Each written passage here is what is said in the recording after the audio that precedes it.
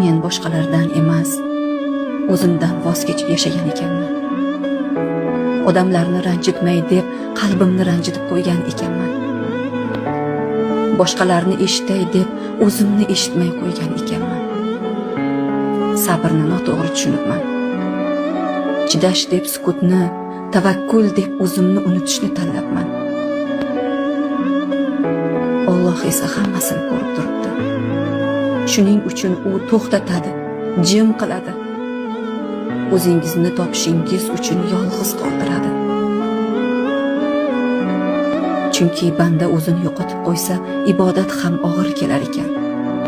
Qalb charchasa, hatto duo ham ko'z yoshga aylanar ekan. Bugun tushundim. O'zimdan voz kechish taqvo emas, o'zimni asrash, Alloh bergan omonatga xiyonat qilmaslik ekan.